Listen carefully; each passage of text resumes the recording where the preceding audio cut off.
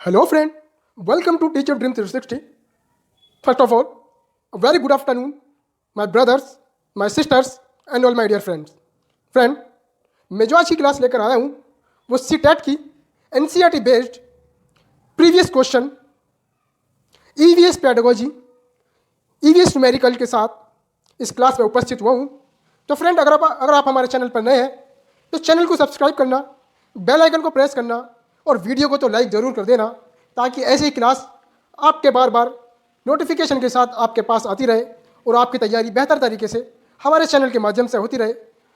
मैं आशा करता हूँ आपके CTET के एग्ज़ाम में 130 प्लस से ज़्यादा नंबर आएंगे, क्योंकि जो मैं कंटेंट अपना लेकर आता हूँ वो प्रीवियस क्वेश्चन से उठाकर CBSE द्वारा आधिकारिक आंसर के द्वारा ही मैं अपना कंटेंट लेकर आता हूँ। बहुत एनालिसिस करने के बाद मेरा कंटेंट ये बहुत हेल्पफुल रहता है। तो फ्रेंड, आप चैनल को तो ज़रूर सब्सक्राइब कर लेना और वीडियो को ज़रूर लाइक कर देना। चलिए बढ़ते हम अपने कंटेंट और क्वेश्चंस की तरफ। हमारा जो क्वेश्चन आज का, इकोलॉजी शब्द किसने प्रतिपादित किया था? चार्ल्स डार्विन ने किया था, रॉबर्ट विटेकर ने किया था, या आर्थर टांसले ने किया था, या अर्नेस्ट हैकल ने किया था? तो इकोलॉजी शब्द का जो प्रतिपादन किया था वो अर्नेस्ट हैकल ने किया था। क्या अर्नेस्ट हैकल ने किया था? इसने इस शब्द का प्रतिपादित किया था। क्या किया था? प्रतिपादित किया था। नेक्स्ट क्वेश्चन, बीज अनुकरण की अवधारणा को इस तरह सबसे बेहतर तरीके से पढ़ाया जा सकता है जब अंकुरित बीजों की फोटो दिखाना। क्या? जब अंकुरित बीजों की फोटो दिखाना है, कक्षा में अंकुरित बीजों को दिखाना और अंकुरण की प्रक्रिया को स्पष्ट करना, बोर्ड पर चित्र बनाते अंकुरण के चरणों को प्रदर्शित करना, या फिर बीज बोने अंकुरण के विभिन्न चरणों का अवलोकन करने और उनका चित्र बनाने की गतिविधि को बच्चों को निष्पादित करने के लिए कहना। यानी बीज बोने के लिए कहना, अंकुरण के विभिन्न चरणों का अवलोकन करने, यानी जो हमारा अंकुरण होता है उनके विभिन्न बहुत तरह के चरण होते हैं, उनका अवलोकन करने, अवलोकन का मतलब जांचने और उनका चित्र बनाने की गतिविधि को बच्चों को निष्पादित करने के लिए कहना, उनको प्रोत्साहित करना। चट्टानों के कितने प्रकार होते हैं? तो कितने प्रकार चट्टानों के होते हैं? 1, 2, 3, 4। तो चट्टानों के जो प्रकार होते हैं, चट्टानों के 3 प्रकार होते हैं। इनके नाम, तीनों तरह की श्रेणियाँ अलग अलग होती हैं। जो महान श्रेणी बोलते हैं, जिसको मध्य श्रेणी बोलते हैं, और जिसको शिवालिक श्रेणी बोलते हैं। क्या? सबसे बड़ी होती है महान, जिसको मुख्य श्रेणी बोलते हैं, दूसरी मध्य श्रेणी जिसको लघु श्रेणी भी बोलते हैं, और तीसरी श्रेणी हमारी होती है शिवालिक, जिसको निमंत्रण श्रेणी भी बोलते हैं। ये तीनों श्रेणी 3 प्रकार की होती हैं। इसी तरह चट्टानों के भी प्रकार 3 तरह के होती हैं। कितने प्रकार के? चट्टान 3 प्रकार के होते हैं। भारत में सबसे ज्यादा टाइगर रिजर्व किस राज्य में है? टाइगर रिजर्व किस राज्य में? महाराष्ट्र में है, उड़ीसा में है, उत्तर प्रदेश में है, या मध्य प्रदेश में है? तो सबसे ज़्यादा जो टाइगर रिजर्व पाए जाते हैं वो मध्य प्रदेश में पाए जाते हैं। और मध्य प्रदेश की एक खासियत यह है कि मध्य प्रदेश में सबसे ज़्यादा वन पाए जाते हैं। क्या? सबसे ज़्यादा जंगल जो पाए जाते हैं वो मध्य प्रदेश में पाए जाते हैं। मध्य प्रदेश की राजधानी भोपाल को कहा जाता है। क्या? मध्य प्रदेश की राजधानी भोपाल को कहा जाता है। उत्तर प्रदेश की राजधानी लखनऊ को कहा जाता है। महाराष्ट्र की राजधानी मुंबई को कहा जाता है, और उड़ीसा की राजधानी भुवनेश्वर को कहा जाता है। इसी तरह सबसे ज़्यादा जो टाइगर रिजर्व पाए जाते हैं वो मध्य प्रदेश में पाए जाते हैं, और वनों की संख्या भी सबसे ज़्यादा मध्य प्रदेश में ही पाई जाती है।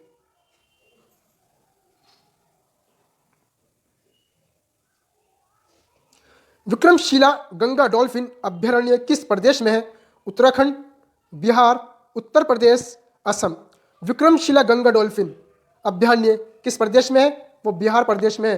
किस प्रदेश में? बिहार प्रदेश में गंगा डॉल्फिन अभ्यारण्य पाई जाती है। कौन सा प्रदेश? बिहार प्रदेश। CTET 2014 में, CTET 2021 में, CTET 2022 में किसी न किसी फॉर्म में गंगा डॉल्फिन का क्वेश्चन बहुत बार आया है। तो चांस लगते हैं 2024 जनवरी आने की संभावना 50-50 हो सकती है।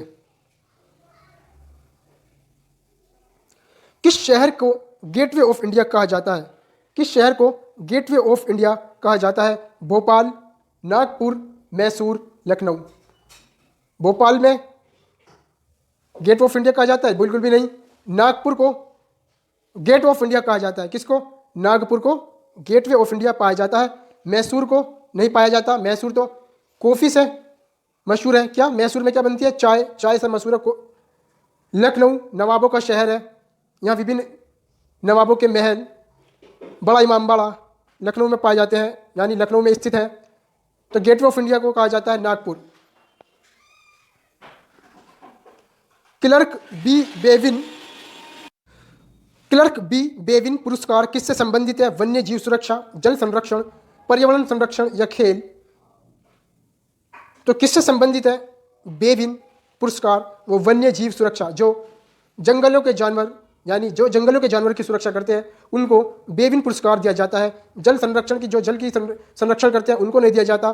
पर्यावरण संरक्षण को नहीं दिया जाता, खेल में नहीं दिया जाता। तो बेविन पुरस्कार जो दिया जाता है वो वन्य जीव सुरक्षा के लिए दिया जाता है। इनमें से कौन सी संधि या प्रोटोकॉल अंटार्कटिका में खनन पर रोक लगाता है? Antarctica environment protocol, Geneva protocol, Tokyo protocol? इनमें से कोई नहीं। तो मेरे फ्रेंड, मैं बताता हूँ कि संधि या प्रोटोकॉल अंटार्कटिका में जो खनन पर रोक लगाता है वो अंटार्कटिका एनवायरमेंटल प्रोटोकॉल लगाता है। जिनेवा प्रोटोकॉल नहीं लगाता, टोक्यो प्रोटोकॉल नहीं लगाता। इनमें से कोई नहीं लगाता। कौन लगाता है? अंटार्कटिका एनवायरमेंटल प्रोटोकॉल संधि या प्रोटोकॉल अंटार्कटिका में खनन पर रोक लगाता है।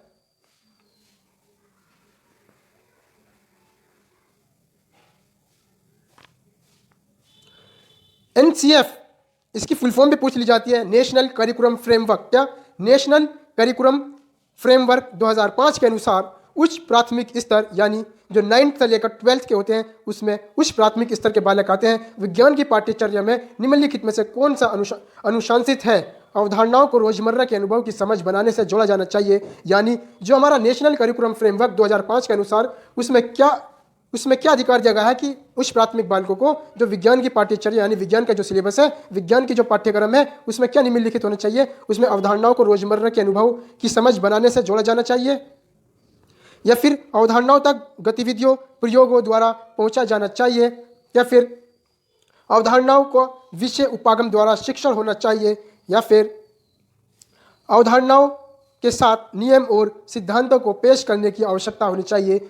तो फ्रेंड, मैं अगर आपको ये बताऊं, एनसीएफ 2005 जो हमारा नई शिक्षा नीति 2005 में आई थी, तो इसमें यह कहा गया था, गवर्नमेंट ने यह कहा था कि उच्च प्राथमिक स्तर के बच्चों के लिए जो विज्ञान की शिक्षा है उसमें रोजमर्रा की चीज़ें, समाज से जुड़ने की चीज़ें, उनके अनुभव के प्रकार की चीज़ें उसमें शामिल होना चाहिए, ताकि जो रोजमर्रा के अनुभव की समझ बनाने से जोड़ा जाना चाहिए। इससे छात्रों का रोज़मर्रा के जो अनुभव होते हैं जब उसमें ज्वाइंट होंगे उनके सिलेबस में, तो ज़्यादा अनुभव उनको प्राप्त होगा। इसलिए ए ऑप्शन तो ठीक है। अवधारणाओं तक गतिविधियों प्रयोगों द्वारा पहुंचा जाना चाहिए, यानी अवधारणाओं तक गतिविधियों प्रयोगों द्वारा पहुंचा जाना चाहिए, बिल्कुल पहुंचा जाना चाहिए। जब भी उनके अधिगम में, उनके स्तर के लेवल में ज़्यादा सहायता मिलेगी। तो ऑप्शन बी भी बिल्कुल सही है। ऑप्शन सी क्या कहता है? अवधारणाओं का विषय उपागम द्वारा शिक्षण होना चाहिए, यानी अवधारणाओं का विषय, उनका जो विषय है अवधारणाओं का, उपागम द्वारा शिक्षण होना चाहिए। ये बिल्कुल भी नहीं है। ऑप्शन डी, अवधारणाओं के साथ नियम और सिद्धांतों को पेश करने की आवश्यकता है, ये बिल्कुल ठीक है। तो ऑप्शन ए, बी और डी इज करेक्ट ऑप्शन। क्या? Option A, option B, option D. देख लो क्या है option A, option B, option D. Option number 1 is correct option.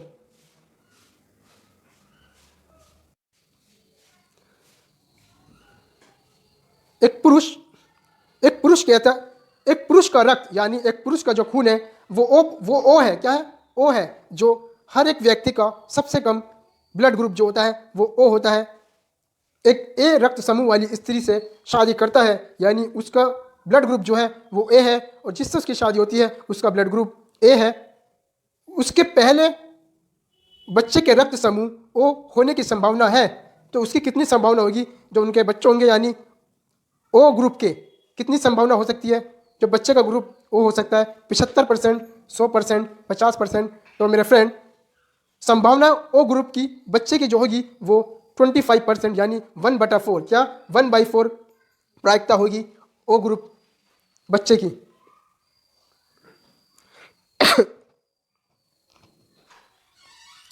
यीशु को एक सप्ताह के लिए मौसम की रिपोर्ट एकत्र करने का एक व्यक्तिगत कार्य दिया गया, यानी इशू को एक हफ्ते के लिए मोशन की जांच, मोशन की रिपोर्ट, मोशन कैसा है उसकी एक रिपोर्ट तैयार करने के लिए क्या है, पर्सनली इशू को ही कहा गया है। नीचे दिए गए आकलन संकेतों से पहचानने की इशू कहाँ गलत हो गई, क्या इशू कहाँ गलत हो गई या हो गया। वे निष्कर्ष निकालती है कि आर्द्रता में कमी से वर्षा की संभावना बढ़ जाती है। वे समझती कि अधिकतम और न्यूनतम तापमान की सीमा प्रतिदिन भिन्न अलग अलग है। वे हर दिन एक वेबसाइट से आंकड़े सारणीबद्ध करती है, यानी वो हर एक दिन वेबसाइट पर जाती है और डायरेक्ट ही चीटिंग कर लेती है, सारणीबद्ध कर लेती है, उसको नोट कर लेती है वेबसाइट के माध्यम से। ऑप्शन नंबर डी, वे इस परिणाम पर पहुंचती है कि आने वाली सप्ताह में बारिश हो सकती है या नहीं। तो फ्रेंड, अगर मैं इसका उत्तर बताऊं, ये निष्कर्ष निकालती है, रिजल्ट निकालती है कि आर्द्रता में कमी से वर्षा की संभावना बढ़ जाती है। इसका राइट ऑप्शन ए होगा।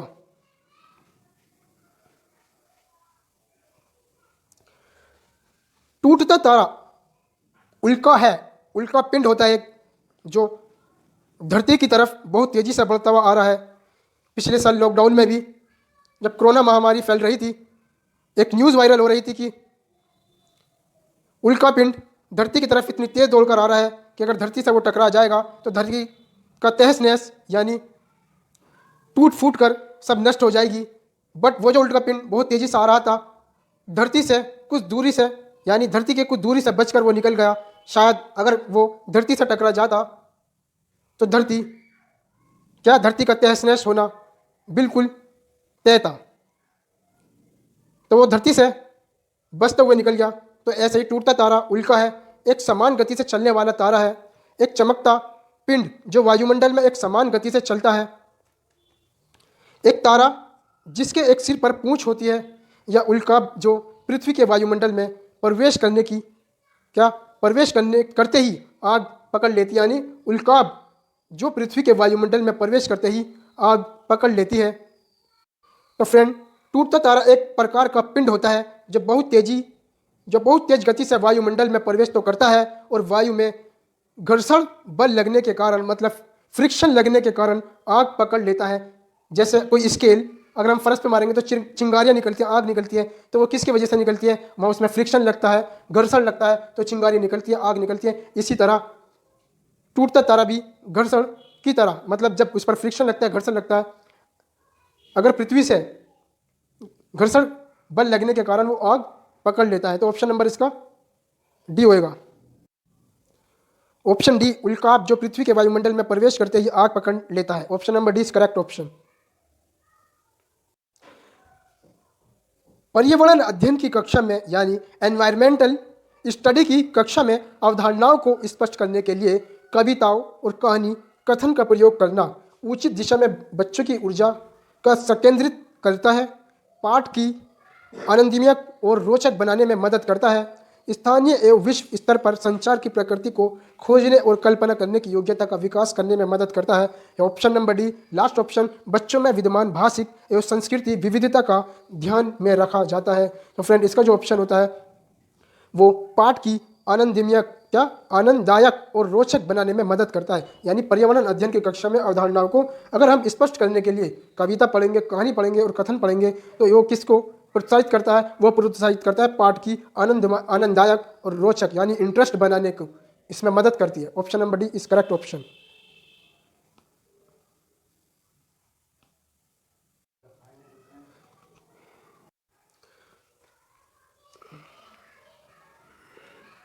निम्नलिखित कथन में से कौन सा विज्ञान की प्रकृति का सबसे अच्छा वर्णन करता है? यानी इन ऑप्शन में से ऐसा कौन सा कथन है जो विज्ञान की नेचुरलता को, प्रकृति का सबसे अच्छा वर्णन करता है, सबसे अच्छा एक्सप्लेन कौन सा कथन करता है विज्ञान की प्रकृति का? तो देखिए, वैज्ञानिक अपने कार्य में पूर्ण रूप से निष्पक्ष होते हैं। क्या?